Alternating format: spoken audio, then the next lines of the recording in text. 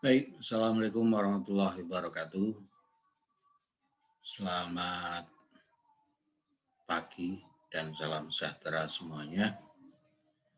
Hari ini kita akan berbicara masalah asuransi. Tentu saja kita meneruskan materi setelah UTS ya.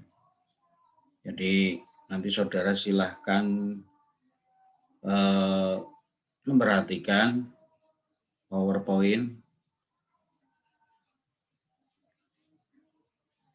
Ini PowerPoint-nya. Kita mulai ke materi asuransi, di mana asuransi itu, nah ini ya asuransi. Anda mungkin sudah terbiasa dengan kata-kata asuransi karena di pinggir jalan, misalkan kanan kiri, atau di kota Anda itu biasanya ada tertera gedung di situ asuransi apa gitu. Tapi sebenarnya asuransi itu apa? Sebelum bicara asuransi, kemarin kita sudah berbicara tentang manajemen risiko. Jadi bagaimana mengelola sebuah risiko. Nah, ketika risiko itu tidak bisa ditanggung sendiri, maka risiko itu akan dilimpahkan kepada suatu lembaga yang mau menanggung risiko tersebut. Salah satunya adalah lembaga asuransi. Oke, kita mulai. Apa itu asuransi? Asuransi, ya, pengertian asuransi atau pertanggungan adalah suatu perjanjian dengan mana seorang penanggung mengikatkan diri pada tertanggung dengan menerima suatu premi untuk memberi penggantian kepadanya karena suatu kerugian, kerusakan atau kehilangan keuntungan yang diharapkan, yang mungkin akan dideritanya karena suatu peristiwa tertentu. Jadi contoh misalkan orang pribadi atau suatu perusahaan tidak mau menanggung kerugian, maka akan memberikan kepada mempercayakan kepada suatu lembaga, tetapi harus memberikan suatu premi. Artinya setiap bulan itu harus memberikan premi sebagai apa? Sebagai penggantian karena suatu kerugian misalkan, karena takut mobilnya itu kecelakaan atau terbakar dan sebagainya, ikut asuransi kerugian. Atau mungkin kerusakan, atau mungkin takut hilang dan sebagainya, maka masuk ke asuransi. Jadi di situ ada suatu perjanjian atau saling mengikat antara satu dengan yang lain. Ini pengertian asuransi yang pertama, ya, pengertian asuransi yang pertama. Kemudian ada juga asuransi itu alat sosial untuk mengurangi resiko dengan menggabungkan sejumlah yang memadai unit-unit yang terkena risiko. Sehingga kerugian individual mereka secara kolektif dapat diramalkan. Dikatakan alat sosial. Apa sih alat sosial? Ya, untuk mengurangi risiko dengan menggabungkan sejumlah memadai unit-unit yang terkena risiko. Jadi mungkin suatu perusahaan sudah meramalkan bahwa ada unit-unit tertentu yang memang harus dijaga keamanannya. Ya, maka asuransi ini sebagai alat sosial supaya perusahaan tidak repot mengurusi, maka dilimpahkan kepada suatu badan yang namanya asuransi. Oke. Nah, pengertian selanjutnya, tadi dikatakan asuransi alat sosial untuk mengumpulkan dana guna mengatasi kerugian. Asuransi memang adalah kumpulan dana-dana dari beberapa anggota yang nantinya pada akhirnya untuk mengganti kerugian kelompoknya atau seseorang. Sehingga sebenarnya kalau kita pikir kayak iuran ya, tapi dikelola dengan profesional. Ada lagi asuransi adalah lembaga ekonomi yang bertujuan mengurangi resiko dengan jalan mengombinasikan dalam suatu pengelolaan jumlah objek yang cukup besar jumlahnya, sehingga kerugian tersebut secara menyeluruh dapat diramalkan. Nah, asuransi ini juga termasuk lembaga ekonomi karena tujuannya adalah melindungi ya, hal-hal yang memang diasuransikan. Jadi tujuannya itu bagus untuk asuransi. Tapi kalau misalkan ada kasus Pak, di mana ada yang contoh kemarin ya, itu ada asuransi prudensial, yang kemudian nasabahnya ngamuk-ngamuk. Kalau ini oknum ya, bukan asuransinya, tapi oknum yang tidak mau bertanggung jawab terhadap program asuransi yang sebenarnya. Oke. Kemudian 4 unsur dalam asuransi. Apa saja? Yang pertama, jadi kalau kita bicara asuransi, itu ada pihak tertanggung. Siapa pihak tertanggung? Yang membayar uang premi kepada pihak penanggung, sekaligus atau secara berangsur-angsur. Pihak tertanggung berarti kita. Kalau kita ikut asuransi namanya pihak tertanggung. Kemudian pihak penanggung. Nah, pihak penanggung ini berarti lembaga asuransi yang berjanji akan membayar jumlah uang kepada pihak tertanggung sekaligus atau berangsur, itu sama. Ya, jadi 4 unsur itu: 1 pihak tertanggung, 2 pihak penanggung, yang ketiga suatu peristiwa yang tak tentu. Asuransi ini ya kita nggak tahu apakah ya ketika kita sudah premi berapa bulan, apakah ada peristiwa dan sebagainya.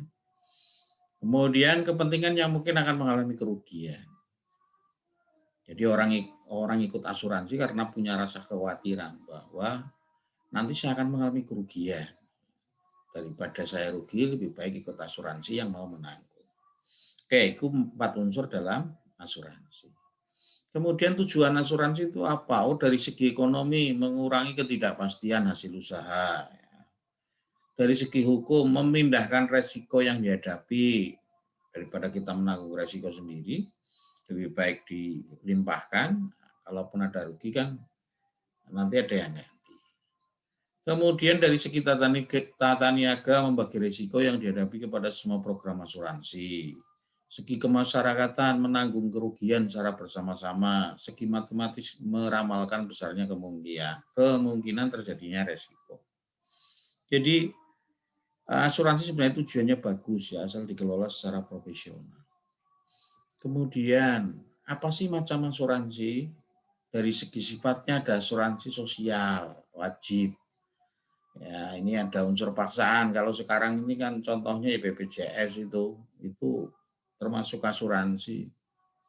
Kemudian asuransi sukarela. Ini bebas memilih, Anda ikut asuransi pendidikan boleh, asuransi apalagi yang bebas memilih. Dari segi objeknya ada asuransi orang, misalkan asuransi jiwa, asuransi kecelakaan, beasiswa, dan lain-lain. Asuransi umum, kebakaran misalkan.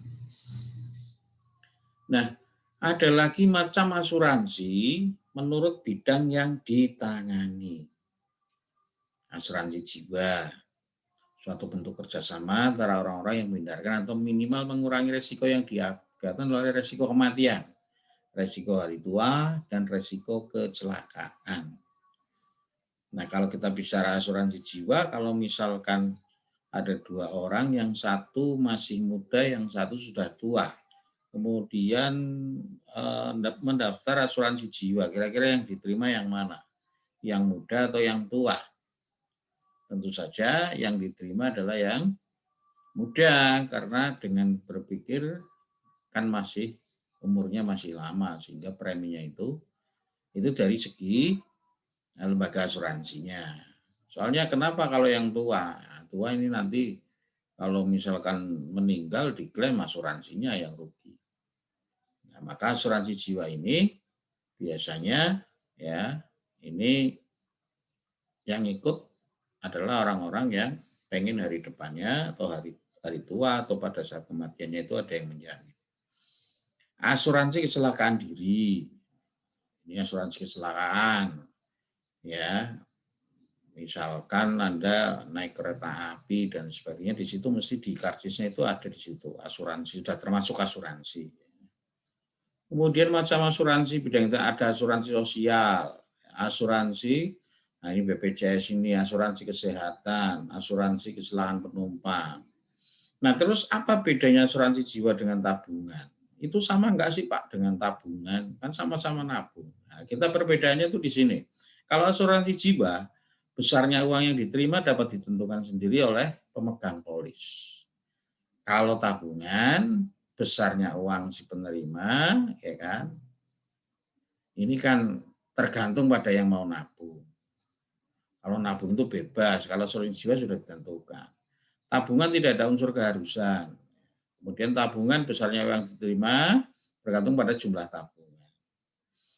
Kalau asuransi jiwa gimana? Ada unsur keharusan. Tidak bebas seperti nabung. Ada jaminan terima uang yang pasti. Nah, terus kalau dengan asuransi dengan perjudian apa Pak? Ya. Kalau asuransi dengan perjudian, kalau asuransi itu bertujuan mengurangi resiko. Kalau perjudian, resiko belum ada dan baru muncul setelah orang ikut berjudi. Asuransi bersifat sosial, kalau perjudian bersifat tidak sosial, jadi kebalikannya. Asuransi besarnya resiko dapat diketahui, perjudian tidak dapat diketahui. Asuransi kontraknya tertulis, kalau perjudian kontrak tidak tertulis. Dampak asuransi terhadap kehidupan sosial ekonomi. Pentingnya kedudukan asuransi sebagai lembaga dan kontribusinya terhadap perkembangan sosial ekonominya tidak ternilai harganya. Jadi asuransi ini sebenarnya membantu pemerintah dalam rangka ya mengurangi kecemasan atau mengurangi resiko-resiko yang dihadapi perusahaan maupun individu dalam ini pegawai. Kemudian faktor-faktor yang mendorong timbulnya usaha asuransi apa? Memberikan rasa aman. Kalau ikut asuransi rasanya itu aman. Memberikan kepastian, menghilangkan rasa takut, kemudian mendorong terciptanya keseimbangan ekonomi yang optimal. Apalagi pengaruhnya tadi, mau memberi rasa aman, melindungi keluarga, mengeliminir ketergantungan, menjamin kehidupan dari wanita karir, kontribusi terhadap pendidikan, kontribusi terhadap sosial, memberikan manfaat untuk memupukkan kekayaan, stimulasi, menabung, menyiapkan dana untuk dibutuhkan. Nah, peranan asuransi dalam produk ekonomi sosial melengkapi persyaratan kredit. Nah, ini biasanya kalau Anda mau berutang di suatu lembaga perbankan, biasanya syaratnya itu ya harus ikut asuransi. Kemudian mempercepat laju pertumbuhan ekonomi, mengurangi biaya modal, menjamin kestabilan organisasi, dan sebagainya. Nah, terus apa lagi? Nah, apa sih premi? Ternyata imbalan jasa atas jaminan yang diberikan oleh penanggung kepada tertanggung. Oke ya, yang lainnya nanti bisa dibaca lebih lanjut. Untuk itu, saya akhiri dulu untuk kuliah hari ini. Terima kasih. Saya akhiri. Assalamualaikum warahmatullahi wabarakatuh.